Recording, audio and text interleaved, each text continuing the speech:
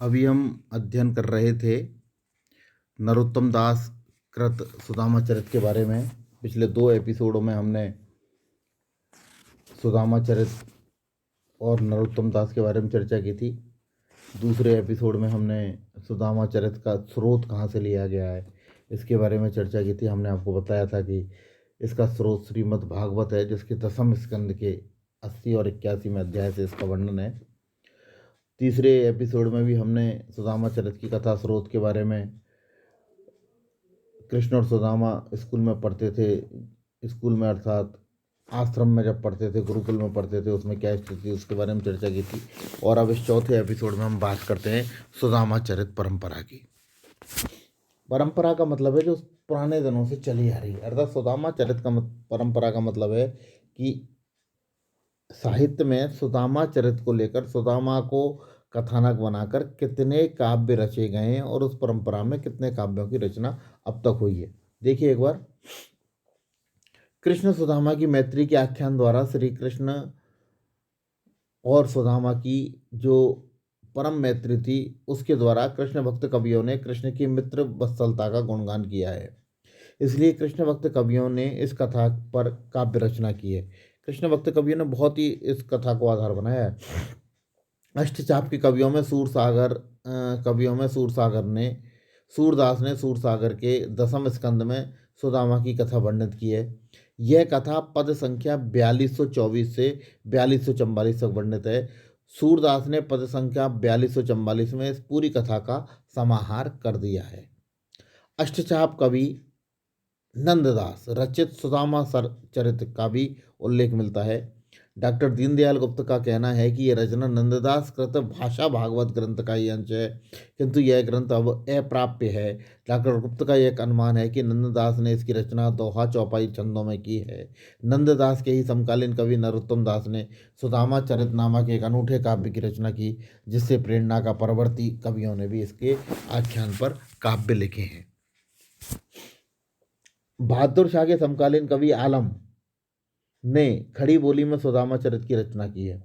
यह 60 छंदों की छोटी रचना है, जिसे रेखता में लिखा गया है। इस काव्य में आलम ने धार्मिक भावनाओं के स्थान पर मैत्री भाव का वर्णन किया है। इसी काल में कवि कालीराम रचित ब्रजभाषा का भी लिखा ग्रंथ प्राप्त होता है। सुदामा चरितों की रचना परंपरा की दृष्टि से 18वीं और 19वीं शताब्दी का विशेष उल्लेखनीय योगदान है। 18वीं शती के आख्यान पर लिखे गए काव्य जो हैं उनके बारे में चर्चा करते हैं। कवि माखन कृत सुदामा चरित, खंडन कवि द्वारा सुदामा चरित और वीर कवि द्वारा रचित सुदामा चरित, अर्थात 3 कवियों के द्वारा ये सुदामा चरित लिखे गए थे। 19वीं शताब्दी में कवि गोपाल कृत सुदामा चरित, प्राणनाथ कृत सुदामा चरित और बालक दास फकीर कृत सुदामा चरित महत्वपूर्ण है। 3 कवियों द्वारा भी 19वीं शताब्दी में ये लिखे गए थे। 20वीं शताब्दी में यह परंपरा का विकास पाती रही और इस सदी में बिहार के हल्दर कवि ने सुदामा चरित लिखा था। महाराजा दास ने भी सुदामा चरित की रचना की है। कवि भूधर कृत सुदामा चरित की भी कैथी लिपि में प्राप्त होता है। कहने का मतलब है सुदामा चरित परंपरा में बहुत ही काफ़ी सारे एक समृद्ध परंपरा के ग्रंथ लिखे गए थे और बहुत ही समृद्ध काव्य परंपरा इसकी रही है। सुदामा चरितों की इस परंपरा में जितने भी काव्य लिखाए गए उनमें जितनी लोकप्रियता नरोत्तम दास कृत सुदामा चरित को मिली, उसके अलावा किसी भी ग्रंथ को ऐसी लोकप्रियता नहीं मिली। अगला बिंदु देखें, सुदामा चरित का कथा संगठन, अर्थात सुदामा चरित का कथा संगठन क्या है। नरोत्तम दास ने सुदामा चरित की कथा भागवत से ली है, किंतु कथा संयोजन अपनी ही तरह से किया है। सुदामा गरीबी में दिन काट रहे हैं।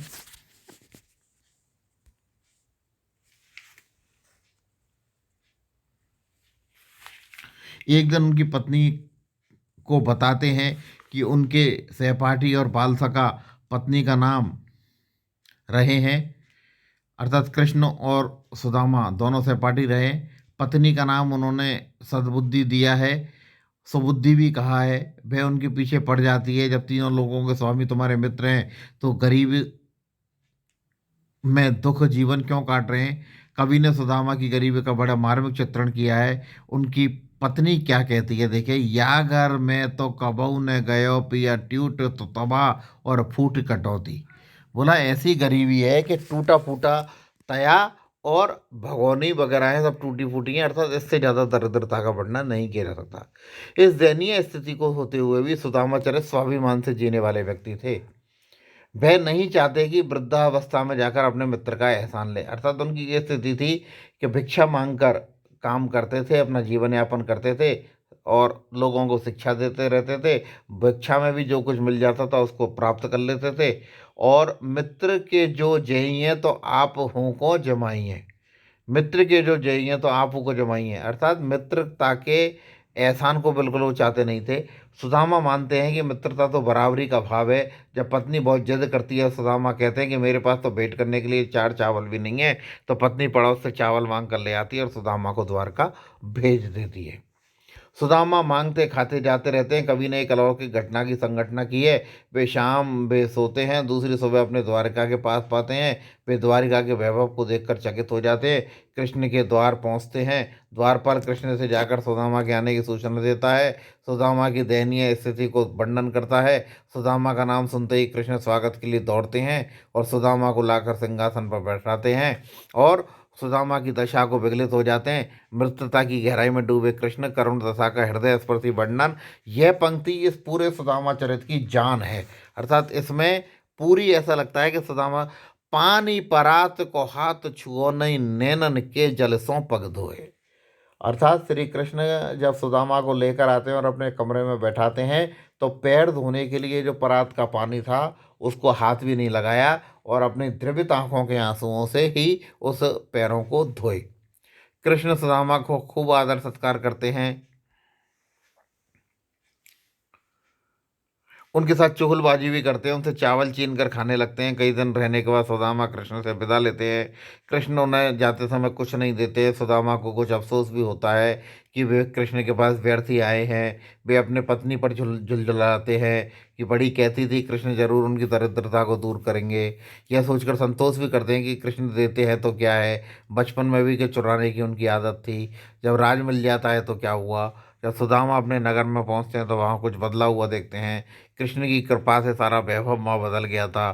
सुदामा चकित हो जाते हैं और कहीं और जगह तो नहीं आ गए, पर जब सेवक आते हैं उनकी पत्नी के पास ले जाते हैं तो कृष्ण की कृपा का सारा भेद समझाती है।